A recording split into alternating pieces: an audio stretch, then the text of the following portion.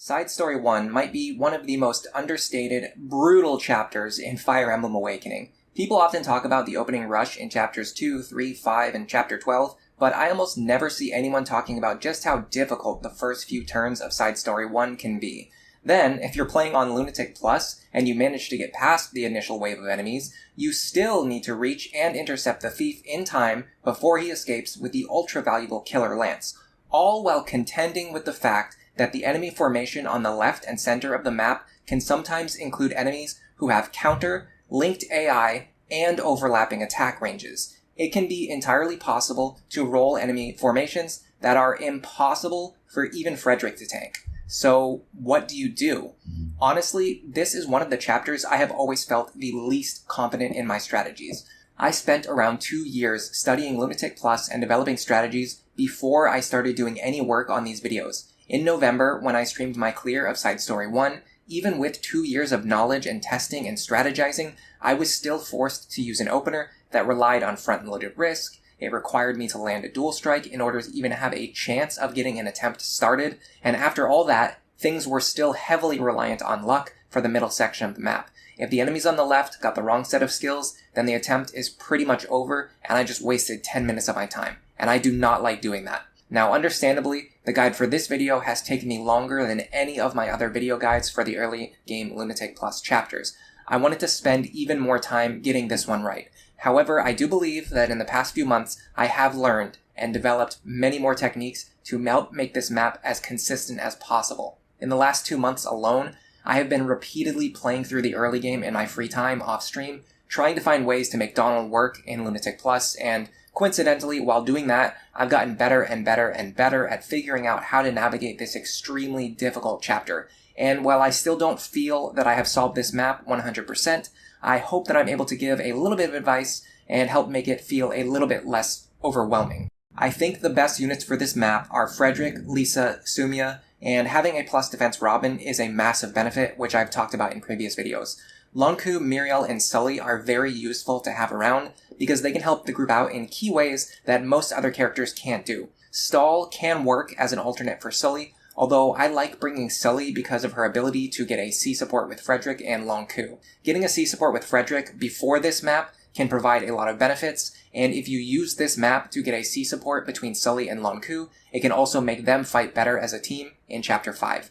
I will actually go out of my way to use both shiny spots on Sully and Lonku on this map to try and make that happen, and if they don't get a +1 support conversation, I'll even use the Seed of Trust on them. For me, this is the best possible use of the early Seed of Trust in the entire game. Giving a guaranteed Lonku and Sully C support before Chapter 5 is so nice. Kellum, Virion, and Vake are a bit more niche. If you are intending to use one of these characters in the long term, you absolutely should bring them to this chapter and train that guy. There is a lot of free experience hanging here, and outside of Frederick, Sumia, Lisa, and Robin, I would say the remaining deployment slots are actually pretty flexible despite how difficult the chapter is. I do recommend having at least one tome user, if not two, to help you play around enemies with Pavis Plus. Enemies on this map are very bulky, and it can be extremely annoying if you only have physical attackers and all of their damage is being cut in half. It just makes it so hard to defeat even a single enemy. Virion can work as an alternate because he has bow damage, but Miriel is faster than him and she hits harder. If you switch Robin out of their tome-using tactician class and into a physical class, you can accidentally make this chapter a nightmare for yourself. Regarding the opener, in my opinion, there are a few variants, but they all share common features. This thief who starts near your party is one of the most problematic enemies because he is extremely fast and he will double just about anyone. What I like to do is have Frederick take him out with the Silver Lance in one of a few different ways. If you have characters who are strong enough to reliably clear out the Barbarian in the way, Frederick could usually just run up and attack the thief from the left side. You will basically always one-shot him with a Silver Lance or a Superior Edge, so you don't typically need to worry about counter damage. If the thief has Pavis Plus, I tend to reset. It's not worth dealing with attempts where he's left alive.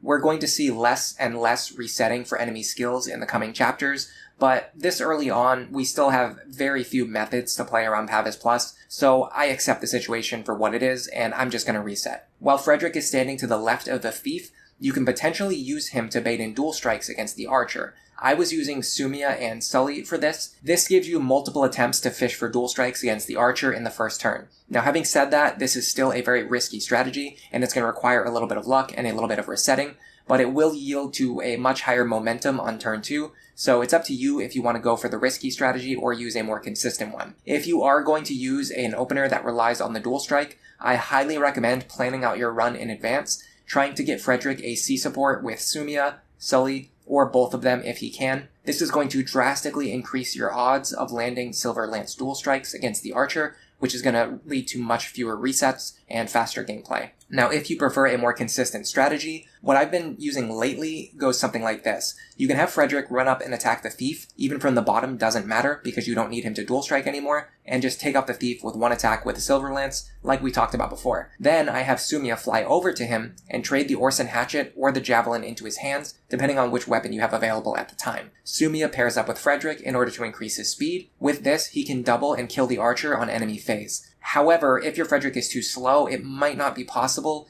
Again, the C support from Sumia really helps here because it gives an additional +1 point of speed. Don't underestimate the value of these support rank bonuses. Now, regarding the Barbarian, if you have characters who are strong enough to fight him, you can either remove him on player phase, just like we did before, but ideally, you need to stay out of range of the archer, which could make things difficult. However, if the archer is the last enemy left standing, and Robin or Muriel is on full health after taking out the Barbarian, they might be able to just enemy phase the archer, which will save you Orson Hatchet or Javelin charges, so you can use this to your advantage. The other thing that you can do is just leave the Barbarian alive and fight him on enemy phase. But either way, removing any amount of these 3 enemies up top, especially the Thief, is going to give you a lot more free space to stand while preparing for turn 2. And at the very least, if you can set up your group to take them out on enemy phase, you're going to have fewer enemies to deal with on the next turn. Now, this is honestly so much easier said than done. The enemy quality in this chapter is absurdly high. It's super inflated, and that's not the only problem, because you also have a Barbarian on the bottom left side of your group. Now, if either of these 2 Barbarians, or even worse, if both of the Barbarians end up getting pass as their skills, it might be impossible to safely enemy phase them. In the worst case scenario, they can just run through your melee line and easily take out Donnel and Lissa. The best advice I can give you is that Lonku is typically safe while standing on a forest, especially if he can get a defensive pair-up to guarantee that he won't die if he fails to dodge. Chrom is also usually capable of fighting at least one of these guys on enemy phase safely. In the best case scenario, you want to have Chrom fighting one and Lonku fighting the other. If they roll counter, they can be difficult and annoying to deal with on enemy phase. I will often use a Hail Mary strategy in this chapter just to get through turn 1 if I need to, because it's so difficult to get a good attempt going, and I don't feel like resetting the game over and over again until they don't have counter. I'm willing to claw and fight dirty and just do anything that I can to survive through this first turn, even if I have to rely on a little bit of luck. If you don't feel comfortable doing that, well, honestly, let me know when you release your guide video. I would love to see what consistent strategy you came up with to deal with this opening rush, and I'm not being sarcastic at all. My voice, it just always sounds like this. Anyway, if the enemy has Luna Plus but doesn't have Hawkeye, you can usually leave Lonku in his range and just dodge their attack. If the enemy has counter, you can equip the Killing Edge and try to defeat him with a critical hit. If you get a crit and one-shot the enemy, you won't take any counter damage. I tend to forge +1 might onto the Killing Edge as soon as I get it. It helps with one-shot ranges against barbarians in this chapter and in chapter 5 when you land critical hits, which is a good way to play around counter.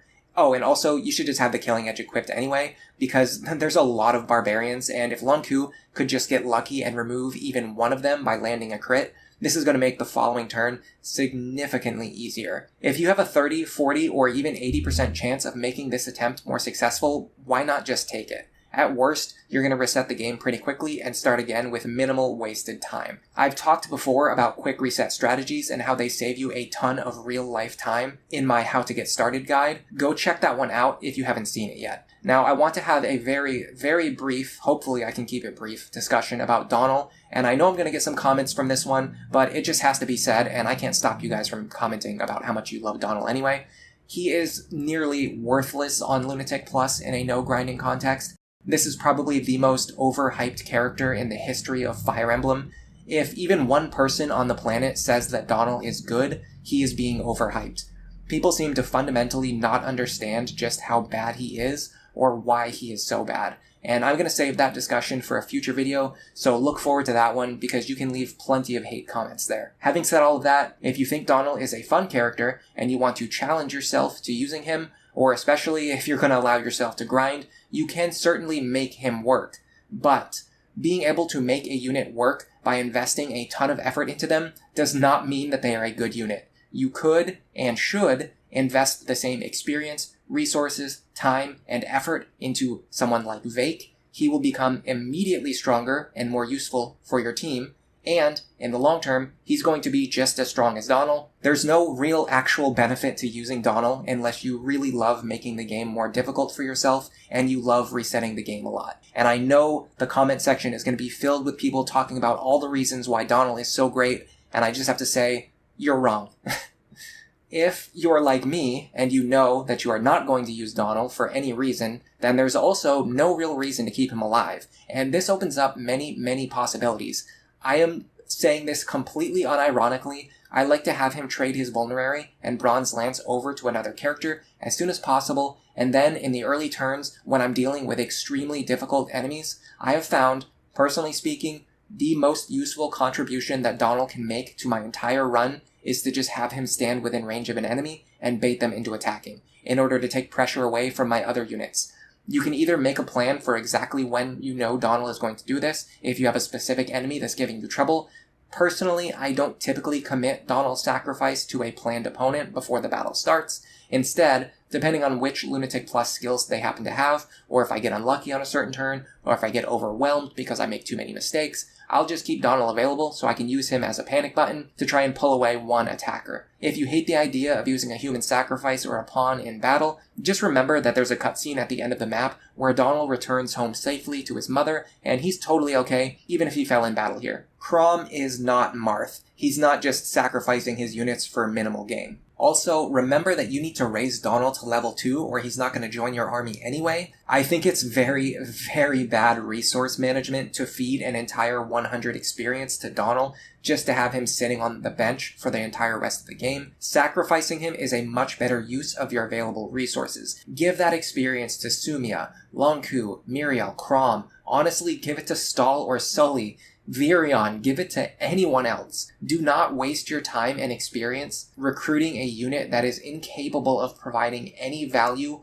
or fighting a single enemy in Chapter 5, one of the most difficult chapters in the game. Now, back to the actual map strategy. Regarding these two barbarians inside of the walled area in the center after you get past the first group, they have linked AI, which means they will not move unless you are in range of both enemies. It does mean that you have some safe territory where you can stand, but you have to be careful. This can be deceptive, because it means you can stand within range of the short axe and not be in any danger, but you still have to be careful that you don't move in range of the hammer. This is going to cause both enemies to move, and the short axe fighter will target characters at the edge of his range. This is like the opposite of the anchoring strategies. The enemies, they're not forced to both attack the same target just because you put one person in range of both of them. The short axe fighter can and will ignore that character, run right past you, and attack your weaker characters over the wall or from a different angle if you leave them in range of the short axe. So really, be careful. I typically like to just ignore these two guys and deal with them at the very end of the map, especially because they don't move on their own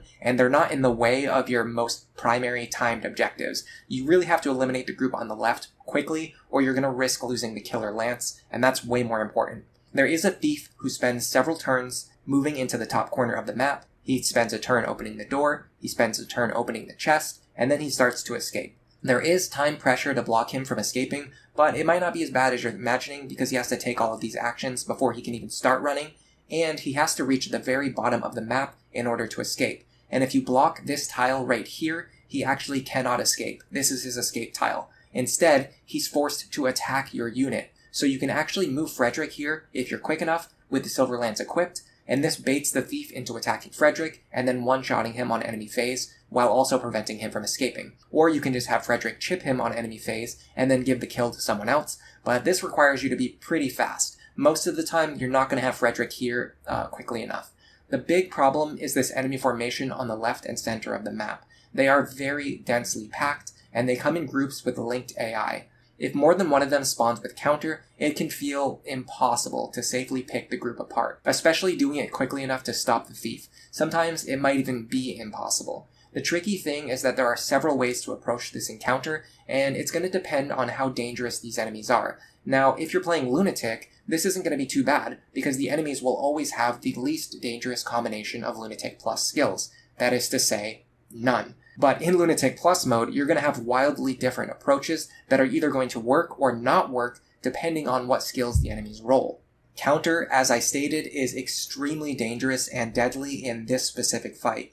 Luna Plus, especially in combination with Hawkeye, can make even your best tanks unable to enemy phase more than one guy, and you have to stand in range with multiple enemies in order to draw them out. So what is the game expecting you to do? In the past, I used a strategy where I would move into the center, utilizing a tile at the very edge of the overlapping enemy ranges, while drawing out as many of them as I could possibly fight safely. This typically requires a lot of thinking. You have to break out the calculator, you have to see how much damage Frederick is capable of surviving, and then even if you make it through all of that, on the following turn, you have to move in the rest of your units to try and clear out the enemy group.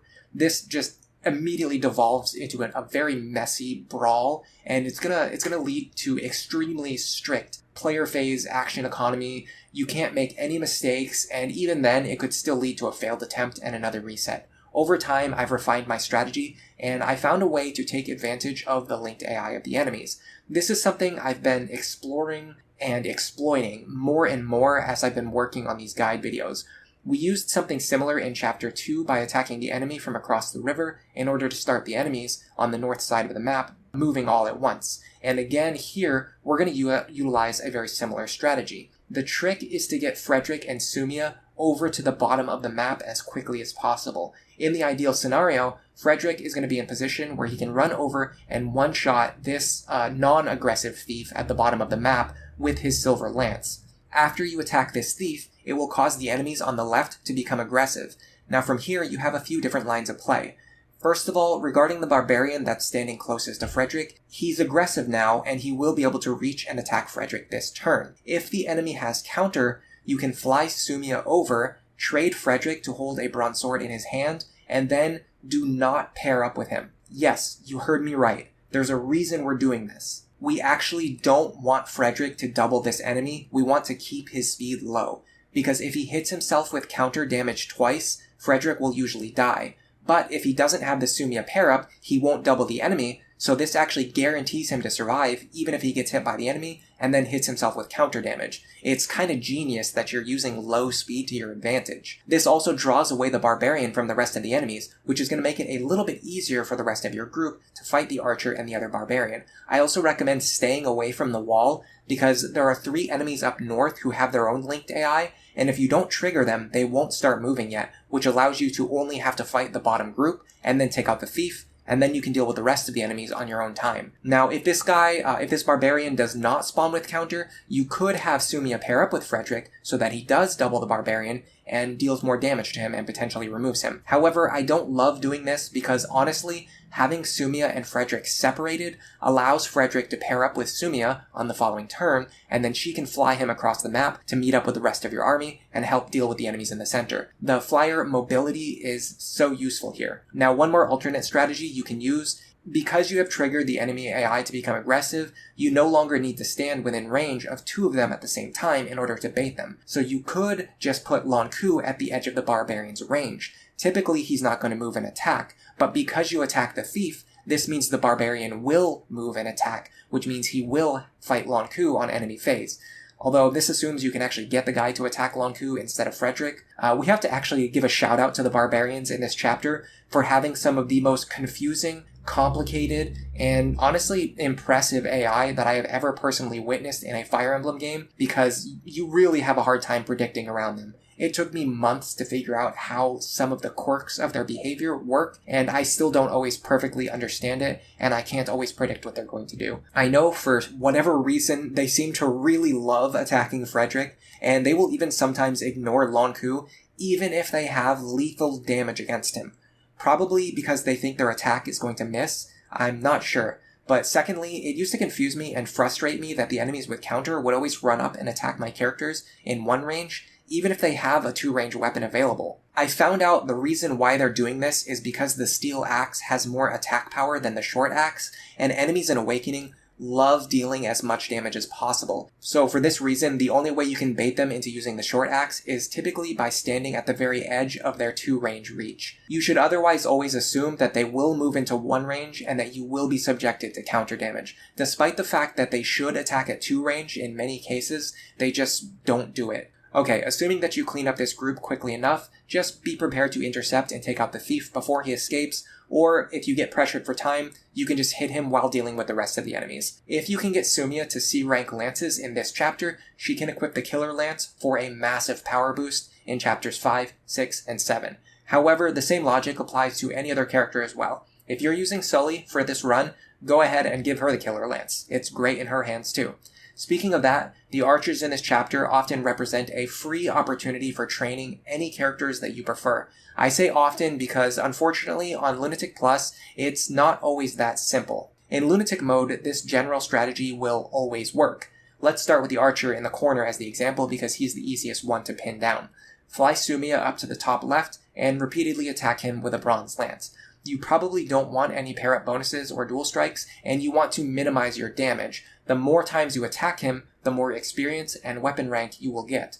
Now, there are many ways this can go wrong on Lunatic Plus. If he has counter, this means Sumia is going to constantly be dealing damage to herself when she attacks. This means you need to find a way for Lissa to safely heal Sumia, while also preventing Lissa from getting shot by the archer. This alone isn't too difficult to do. But if the archer has pass, it becomes more difficult to box him into the corner safely. You essentially need to have your units standing in every possible square that he could otherwise move into in order to block all of his valid tiles and prevent him from using pass to escape from the corner and one-shot Sumia. The only problem here is that it means that a unit has to be standing in range of his bow in order to stop him from walking into that tile. I like to use Frederick for this, but it comes with its own problems. If he rolls Pass and Luna, he's now dealing heavy damage to Frederick every turn. And while he's attacking Frederick, this also starts to cause experience decay. This is a mechanic on Lunatic and Lunatic Plus mode that prevents you from getting as much experience and weapon experience if you repeatedly fight the same enemy over and over again. It's usually not a problem if Sumia is the only person attacking the archer, but if the archer is also attacking Frederick, experience decay is building up twice as fast as normal. If he has pass and counter, it's going to be difficult for Lissa to get into a safe position to heal Sumia. The problems just continue to add up, and this illustrates a meta point for why characters with lower viability tend to be even worse on Lunatic Plus. Let's look at Stall for an example. If he only has a good matchup against maybe 2 out of 3 enemies on this map, normally in Lunatic mode, you can still find ways to use him by just matching him up against those specific enemies. But if you add in random Lunatic Plus skills, suddenly among that group of enemies, some of them are going to have Pavis Plus, some of them are going to have Counter, Luna Plus, Hawkeye. It's going to quickly become impossible for Stall to fight the enemies that he should be able to fight. Suddenly, he's only got a good matchup against 1 out of 3 enemies, or sometimes none of them. It's hard to guarantee safe opportunities to train him, which causes him to fall even further behind, and then he's going to have even worse matchups against enemies in the future chapters. Anyway, for that reason, in cases like this, when you find safe and free opportunities to train, please give the experience to viable characters who are going to help you in the coming chapters. And if you want to use someone that joins in Chapter 2, make sure you start training them as early as possible anytime you get the chance, because in the future, the normally guaranteed free experience might not be guaranteed. The remaining enemies in the middle and up north can be safely drawn out one at a time, and you can feed the experience pretty safely to whoever you want. So this works out great with my previous point. These archers are even harder to pin down though, especially if they get past, it's basically impossible, so you might not have the luxury to chip them down with repeated attacks. But you can try, and at the very least, you can probably set up the kill to give it to whoever you want to give the experience to. For the 2 guys in the center, there are not many great options, and you really only have 2 angles of approach. If you come in from the left, you can typically set up a situation where one character is standing in range of both enemies, but I like to have Muriel or someone else standing over the wall. This causes the short axe fighter to attack Muriel from over the wall, and your forward tank only needs to fight 1 enemy in melee. This is a great use of Muriel if you can guarantee her survival. Unfortunately, because the melee fighter has a hammer, you can't really use Frederick for this, and it greatly limits your options. This is one of the many situations where my favorite plus defense Robin really shines. With a good defensive pair-up, they are one of the few characters who can reliably tank both of these enemies in the center. If you've trained Vake, he could probably do it too. If one or both of these enemies has counter though, it can be so difficult to safely pick them apart. I almost don't even want to attempt it whenever I get that bad luck. However, I hate leaving this experience hanging, so I usually just try to come up with a Hail Mary strategy where I have as many of my characters as possible run into the central area on player phase and attack them at 2 range, praying for the best and often requiring dual strikes to succeed. Approaching from the bottom is another option, but I'm usually too lazy to walk all the way back around the map. If you want to use this opener, it affords you a few benefits.